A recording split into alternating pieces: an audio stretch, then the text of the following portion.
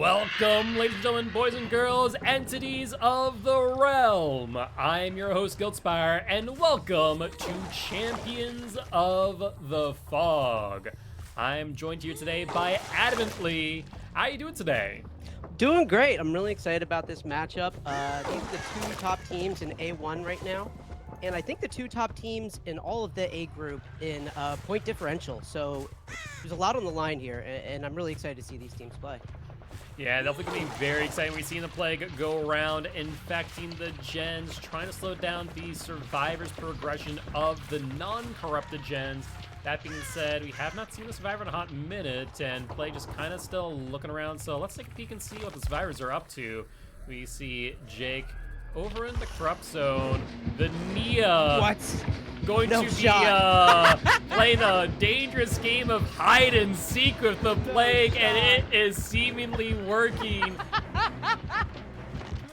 Oh, Yeah, we've all been there, Skillet, I'm but really that's so glad funny. that I switched over. Yeah, we probably wouldn't have seen it either from his perspective, but wow. And I mean, this is exactly why you bring that increased infection time add on. So you know, when people rat out at the beginning, you're able to kind of keep the pressure on after you find that first survivor. Yeah, absolutely. That being said, Nia with the sprint burst gaining a little bit of distance there, avoiding narrowly that purge, and looks like Blake gonna choose violence here, picking up their corrupt purge from the pool of devotion and trying to get a quick down here on Nia, who is gonna be leading the water wheel, and for good reason, as we see that long range attempt, but not able to land. And I'm pretty sure on that vault we saw Bamboozle. So no two of the perks so far, but I'm really excited to see how they play this, being so aggressive with their purge so early. Yeah, absolutely. We'll have to wait and see if it works out in their favor. That being said, the Vault there going to get to play exactly what they need, and just barely catching the Achilles heel there of the Nia as they do end up going down for what is the first hook of this match. And that being said, I do believe this is going to be a Scourge Hook Pain Residence. Most progress gen by 25%. That being said, let's take a look and see where these survivors are. Nina's hanging out these survivors on gen. Looks like Shira might be a little bit too close for comfort with the plague, as she is going to be patrolling this area right in front of the hook, and does see the survivor up there on main. And yeah, needing to leave just a little bit early, as we do see that corrupt purge, and just in the nick of time. They went back on the gen. They are not afraid of the vile purge right now. Yeah, apparently not. You know, it's kind of one of those things you kind of have to play into one way or another. You either play into the infections, or you say, we don't care whatsoever. Right. That being said, though, 2 infections so far. Plague just hanging around, wanting to progress this survivor to second stage. Want to make sure they get infected as well, leaving only the Jake to potentially come in and get this unhook. Wow. And if you're Plague, you have to love this start. Oh yeah, really strong start here to say the least. In a good position. Gallows getting completed. Looks like this side of the map going to be pretty much devoid of resources and gens. Looking around, seeing if there is a 3-gen. Didn't really take note of it earlier, and doesn't really look like it. So Plague not really all too lucky with the generator spawns, but we'll have to wait and see if they can take advantage of what they have available to them right now. Yeah. And this is just perfect. And he has good spawns with his pools and his apple. He's got to love where he is. And I mean, this is really tough. It's really going to be very hard for him to not secure this kill right now. I mean, they're in a lot of trouble. There's a lot of pressure right now. Yeah, especially with 60 seconds of the corrupt purge in hand. Pretty much impossible in order to get this unhook without basically giving a 1-for-1 trade and then potentially the read-down of the unhooked survivor. So Plague is going to be kind of chilling here for quite some time, I imagine. About 5 seconds left before they do get sent back to campfire via the entity, and looks like we are not going to see a survivor take a daring attempt at a rescue. But then again, Plague doesn't really have much else after this. Jake, the only one who is currently not infected, currently not injured, leaving the last 2 infected, and their corrupt purge about to end, meaning that they are basically an M1 killer after this chase. Right. It's interesting because, you know, he secured that kill, but still their survivor didn't choose to split up and try to break that Gallows 3-gen. So he's able to keep the Gallows 3-gen and secure that kill while basically standing there for 2 minutes, you know. So he's in a really good spot still, even though he's just an M1 killer right now, I think. But really tough to, you know, have that camp out, split gen pressure, and not be able to get one of these 3 gens done. Yeah, and interesting to see right there, that's actually a repressed alliance from the survivors blocking that gen. Now, mind you, we have not seen the 4th perk, no Pop Goes Weasel, no nothing else. Right now, the only perks that we know about is Surge of Pain Resonance, Bamboozle, and Corrupt Intervention. 4th perk, a little bit of an unknown, but survivors think that it might have been a Pop Goes Weasel with that repress. Yeah. Still on no foul there. Yeah, that being said, we do see Ronaldo now in chase. Jake now infected, 2 no healthy survivors left in this match. And looks like with this Bloodlust 1, we are going to see the down on the both the Plague and Ronaldo getting a little bit caught up on the geometry there, but ending up in Plague's favor here, as this will be their first hook and very likely another Scourge of Pain Resonance, progressing this progress gen by 25%. Yeah, it's you know, the pressure just continues to mount. He's got that 3 gen still, and now we've got another surge from the Revenants, and you know, it's an uphill battle for survivors right now. Yeah, with that being said, looks like we do see the survivor being pushed off more towards main. That there is Jake potentially have a bounce line hit if they are working on the gallows, I'd imagine. That being said, they do get the vault here and are going to make a little bit of distance as the Plague break the saloon door. That being said, though, we have not seen the Cheryl in a hot minute, and Jake kind of getting a little bit mind gamed here as they end up closer to the Plague than they probably would have preferred. It's so hard to tell with the throw up if that's a stagger or not, but the balance. Yeah, absolutely. That being said, looks like the Jake going to be getting the vault here and trying to go for the mind game, but unsuccessful in doing so. 4th gen popping off for these survivors, but that's going to reveal the last survivor's location, and without an unbreakable here, I do believe that will result in a 4K. That's brutal timing. You know, right as that down happens, you turn on your GPS services, and it's a tough one. Yeah, but, no doubt about that. That being said, going to go for a swing and will get the hit. That there will end up being the last down, and looks like Play going to prioritize the hook here on the Jake, as they'll very much know where the Cheryl is, or actually where the playing out on survivor names here. Not Cheryl. Rebecca? There we go. I was like, going to the play, like, it's C. Definitely think it's with C. You had it, you had it. Exactly. Would have gotten there eventually, you know, just go through the entire survivor roster. Would have figured it out eventually. But that being said, that there will result in 4K, and we are going to get set up for the next trial in just one moment, where we are going to be seeing Cynic respond in kind, but not with the play. Instead, we are going to see the Xenomorph. I love all the Xenomorph we've already seen this season, and as someone who's still very much learning Xeno, I'm really excited to see everybody's strategies and see how they're able to use the tail and mobility to their best advantage. Oh yeah, 1000%. Very excited. We saw a really top-notch Xenomorph in the last match, so hoping to see that again in this one too, where they just know the exact way to use Xenomorph's M2 ability to just get pretty much hit after hit after hit. So excited about that prospect. That being said, we are going to get set up for the next lobby in just one moment. Before we do though, we remind everyone here today that you, yes, you the viewers, are our sponsors. So the ads that you watch on the Mid-Side Tip, on a subsidy buy, and of course the Rogue Energy buy. All right, and we are back for set number 1, trial number 2, Cynic killing against Tremor survivor team, and we are going to be seeing the Xenomorph here on the Dead Dog Saloon. Yeah, we've been seeing some incredible Xenomorph play, not just today, but all season already. So I'm really excited to see what they can do here on Dead Dog after following up a really strong performance. Yeah, absolutely. Jake trying to dodge that tail there, but Xenomorph precise hits again and again. This is exactly what I was hoping for, is just a well-versed Xenomorph able to use their M2 masterfully, and we're seeing exactly that there with Jake going to be hooked here for the first time, but going to go past this initial hook, and normally what that means is that we are going to be seeing a Scourge Hook's Pain Resonance inbound, and sure enough, that's exactly what we're going to see. Wow. I can't ask for a better first chase than that, I think. So already going punch for punch with the play we saw last round. Oh yeah, 1000%. That being said, you're gonna be jumping on Gen here. We see Nancy up on Saloon and Ace over here in the back corner.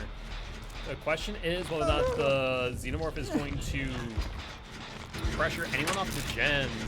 Nancy's going to have to be a little bit careful up here just because of the fact that Xenomorph can end up on top of Gallows and be undetectable, not Gallows, but Saloon undetectable as well, as there is going to be one of those openings right next to the top of the stairs here, I believe.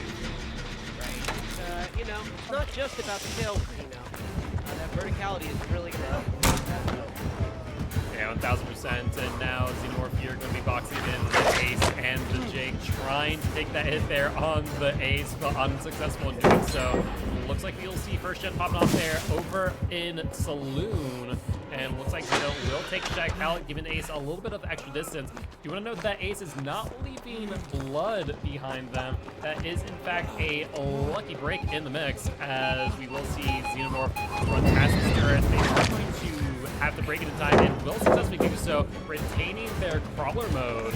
And looks like they are going to be continuing to pursue the Ace here as they do go up on top here, but yeah, Zeno just able to get the hit around the corner.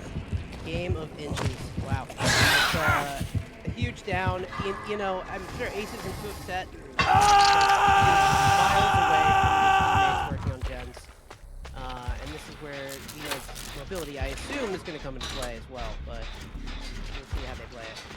Yeah, however, all three survivors currently without much progress on their gen, so they're going to have to make the best of a rough situation. We do see Deja Vu here on the Jake, and looks like Nia now on their gen, taking the hit. Xeno avoiding the pallet stun. Yeah. They are in a fantastic position here, and just continue applying the pressure to these survivors relentlessly. See what they do. I mean, again, Nia's taking him away from Gallows. Again, somebody does have to come off to grab the Ace, unless they want Arcade with him go in a second, but they've been keeping chases away from Gallows.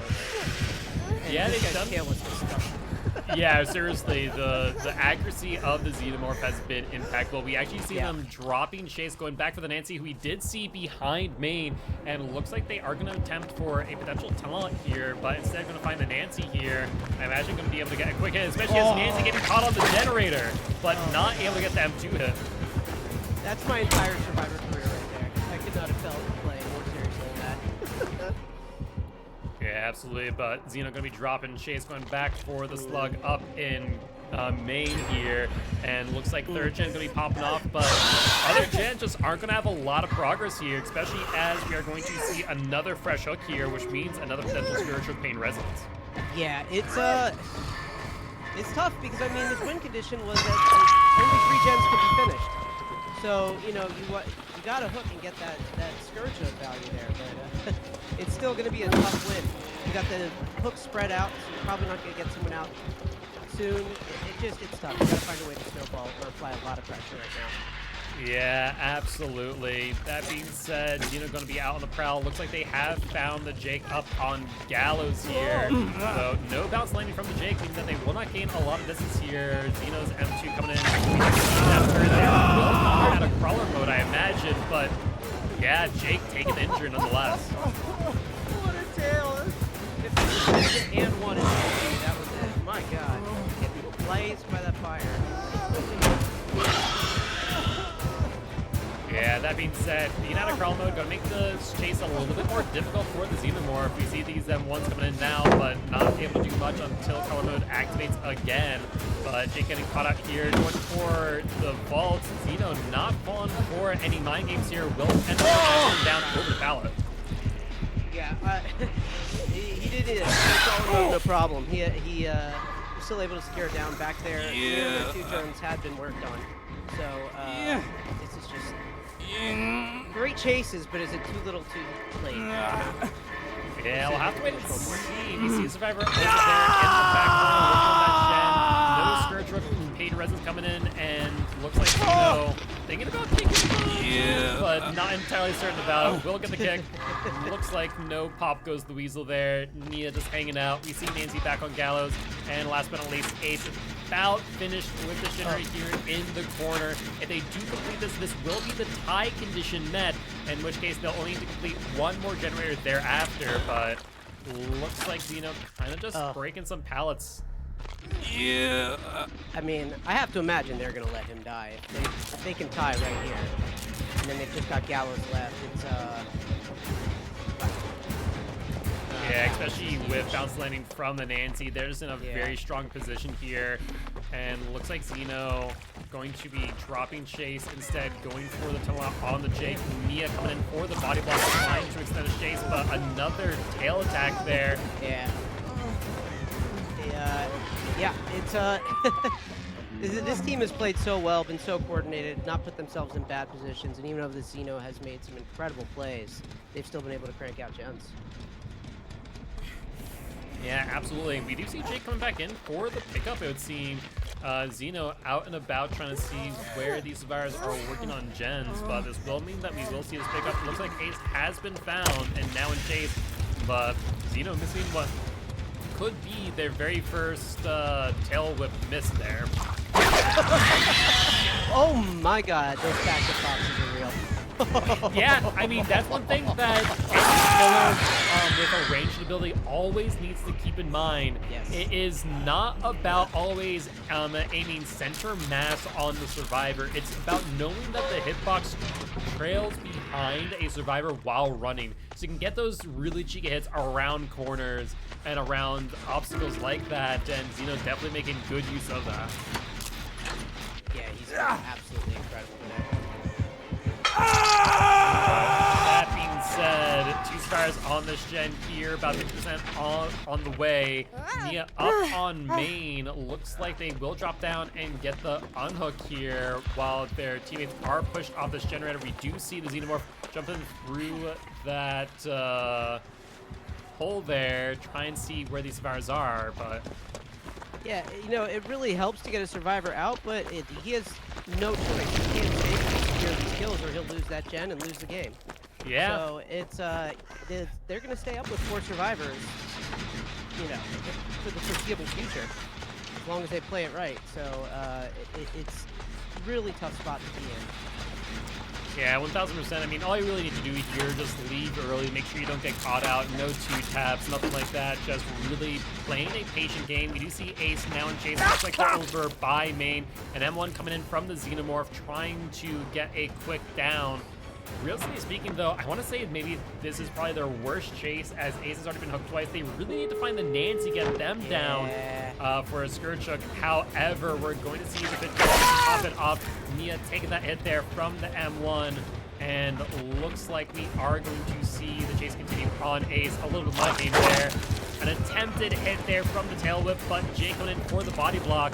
I imagine we're going to see the X8s open here in just a few moments.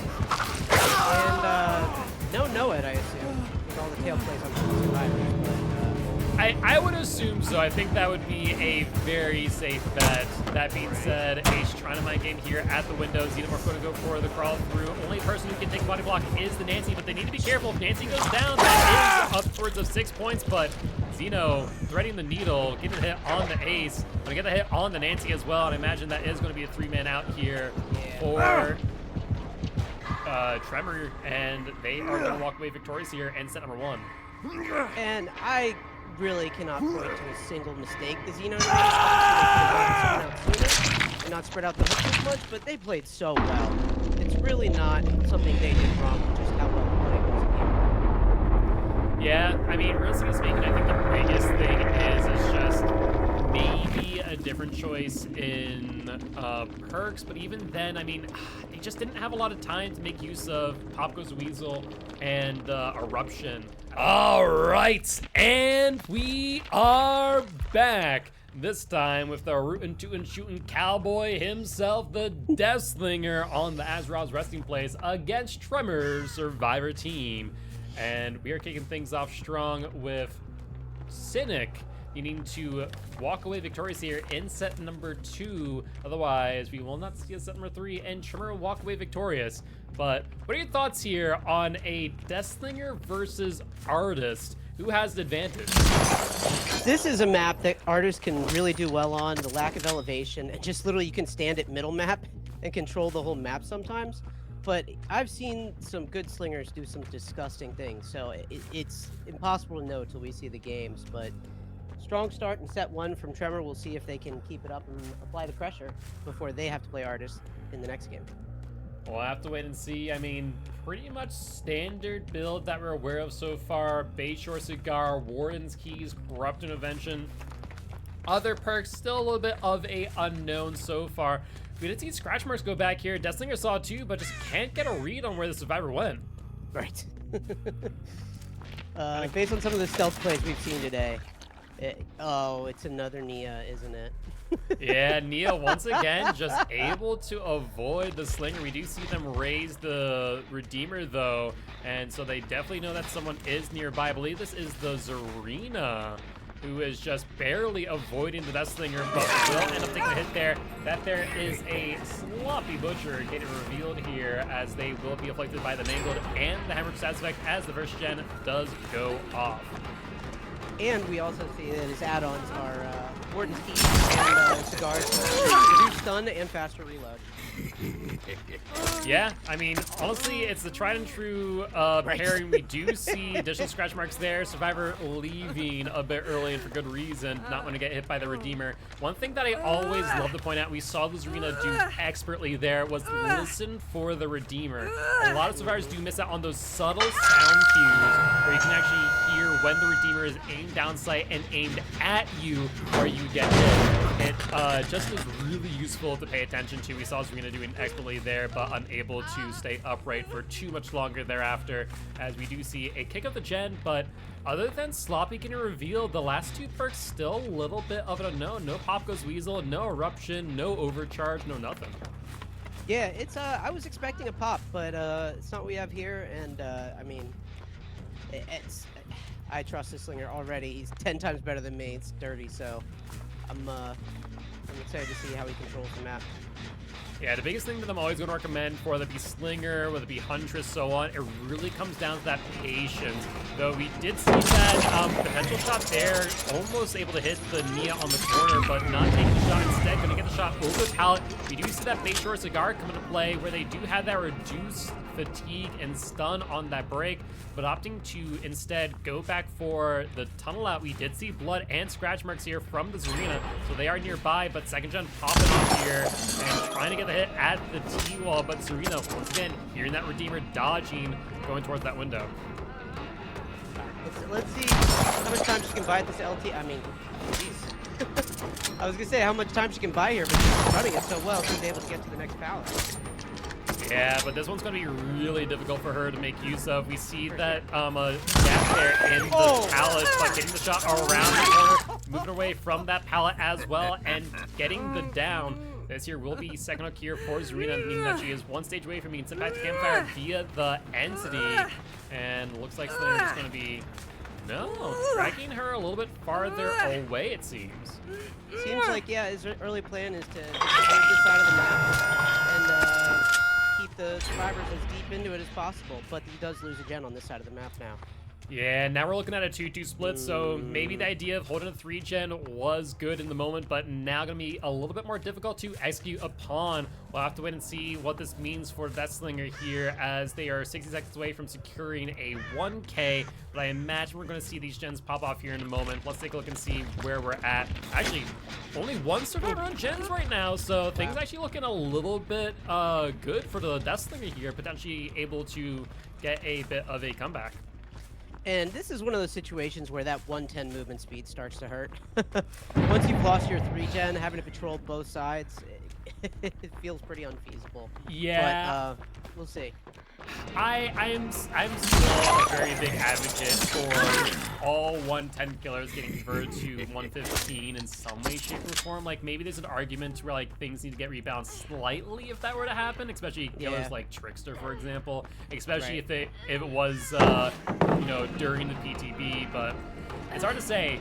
that being said, Slinger making good use of their mobility nonetheless, and getting this Nancy kind of boxed out here. However, they are going to be able to make it back to Pallet. That team will get the shot, and I think they get the hit here, even without the prison chains. Wow, that's big. That's big, and we still don't know 2 of their perks, so we're running out of time on what to see them, maybe, unless he's got no way out. But we're running out of time here.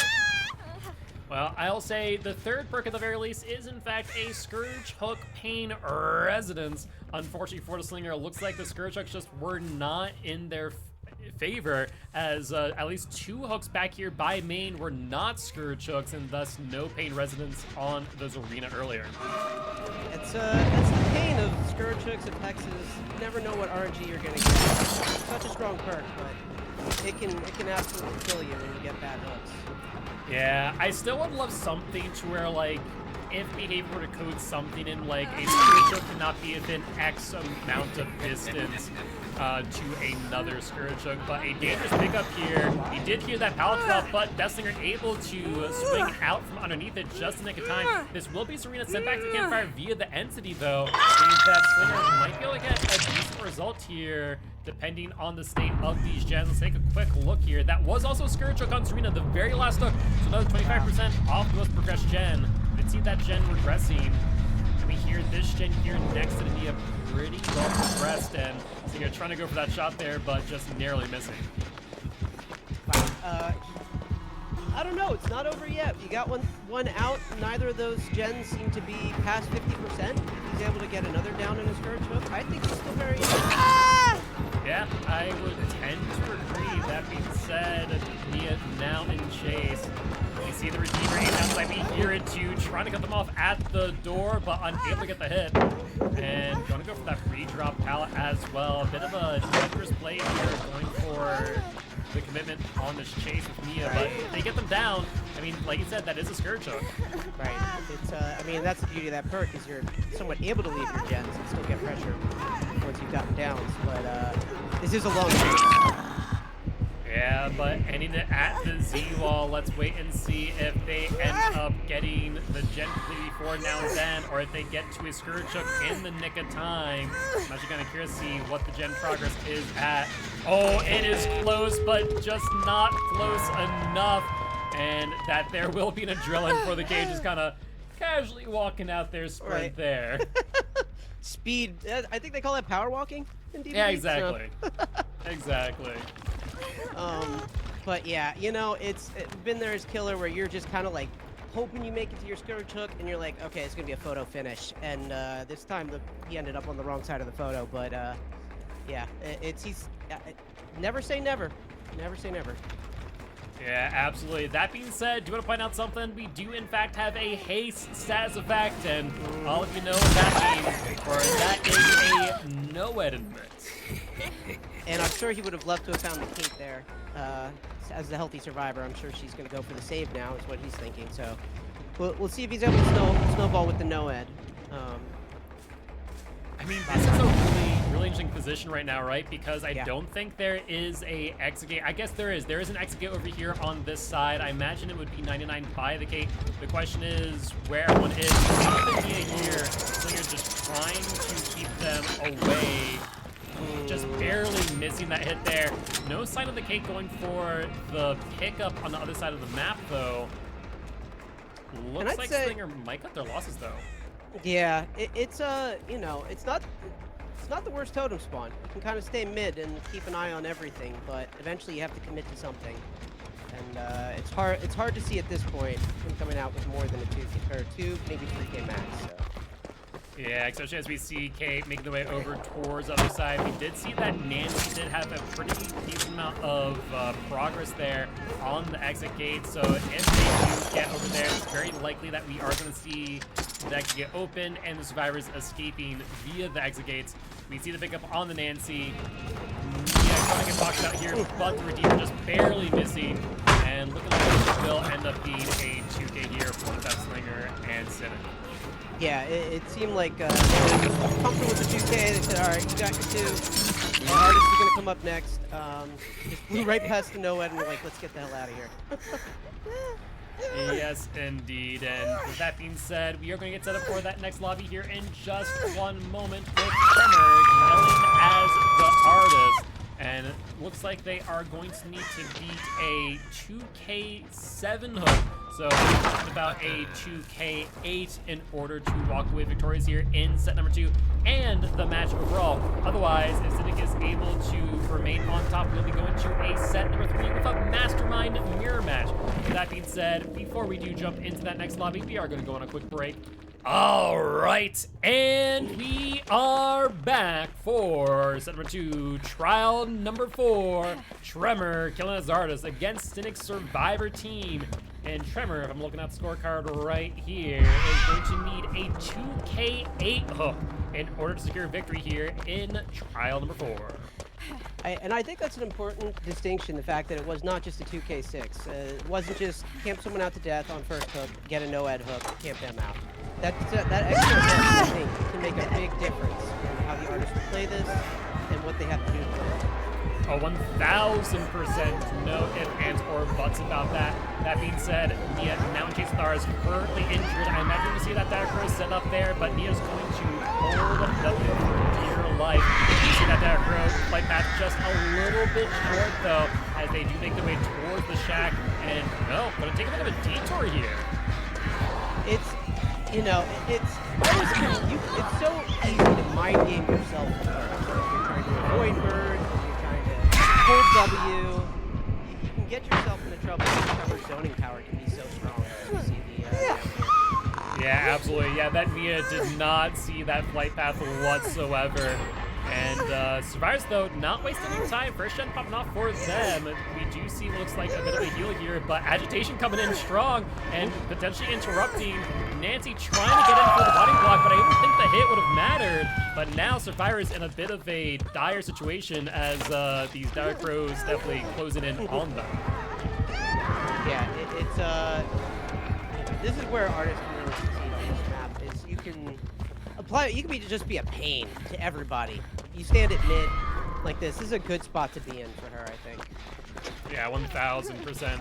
And looks like we do see a potential reset there on the Survivors. The Survivor just pretty much 99, but unable to get the heal. We do see that Diacro just barely passed by the Jake. I think they may have gotten the killer instinct, but the question is whether or not the artists will actually want to drop their position here in the middle of the map where they can kind of protect the hook, protect the gens from afar. I think they're in a pretty strong position. Yeah, it's, you know, if nothing else, they can kind of slow gen progress by shooting at gens. People will get off, or they may even get swarmed, and they have to get the pros off. Like, they can apply a lot of pressure just by being a pain and shooting birds and gens. Yeah, absolutely. That being said, Neo will be back to the second stage. One stage away from being back against fire via the entity. Jake, though, with the Deja Vu here, that 6% increase in speed will be completing this gen here shortly, but if the Survivors wait for too long, this could be a 3v1 scenario at only 2 gens completed, and that is not what they need right now. Right. Yeah, I don't know what their play is going to be here. But again, chances have a no-ed play to win, so even if they are able to get the skill out, you're going to, in some way, have to win chases against 2 different Survivors. Yeah, definitely going to be interesting. We do see that Diacro hit the Survivor once again, Rebecca, and they're going to jump into the house to get rid of them a little bit quicker. One of those things that Survivors definitely forget about. Yeah, it absolutely. You know, so many people are just so focused on repelling that they forget that, you know, you can get them off instantaneously without that cooldown. Yeah, 1,000%, but Nia here going to be in chase, already put into the deep boot stats effect, and looks like Artist going for a little mind game here, trying to get that hit through the window once again. Nia, though, not going to fall for it. However, not able to get the pallet either. No body blocks incoming, and will be down on a pallet. We did see Survivor nearby, and yeah, there's the Nancy, but they're going to get pushed off, and I don't think we see any Survivors nearby. No. And I think one thing a lot of Survivors don't realize about artists is once you've laid down a Dire Crow, there's about a 1 second-ish window where you cannot launch that crow. So after they put down a crow, you can run right past that thing. And you see Nia trying to do that, but Yeah, It's just a really tough situation for these survivors here. We do see that third gen popping off. However, 2 survivors on the ground, 1 survivor going to be sent back to campfire via that city here in just a few moments. Not to mention, once Nancy gets hooked, it's very likely going to be a Scourge hook. Pain and Resonance regressing the most progressed gen by 25%. So unless these last 2 survivors have gens cranking out as we speak, which, you know what? Jake definitely does. We could be seeing a 4K here at 4 gens completed. I was afraid getting rid of the gen for that second to avoid the Scourge. That couldn't happen quite perfect, but, you know, was able to finish it quickly before he was able to get Nancy to a Scourge. But, you know, Dead by Daylight, you know, if it was a game of inches, Dead by Daylight's a game of seconds. You never know. 1000%. But the smallest thing, like, look at Mangle. 4 seconds can change the entire game. So. Yeah, absolutely. And looks like we do see the artist pushing the Jake off. Ooh, just once again, barely dodging the dire crows there, not getting swarmed. Looks like the Rebecca will be in chase, though, with the artist, but no, not really. Artist is trying to hold this bottleneck here, ensuring that the survivor does progress to second stage.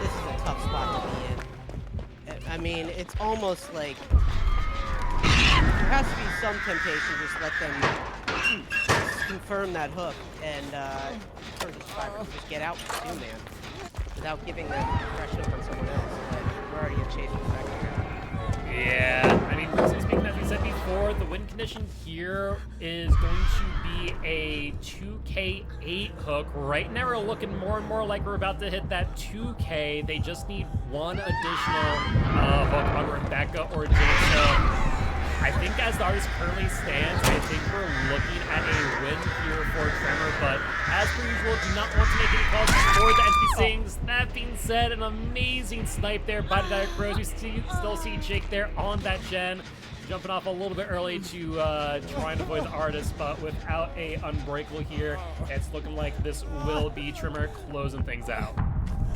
Yeah, this is an amazing performance, and played artist to a team. Why she can be so strong on this map.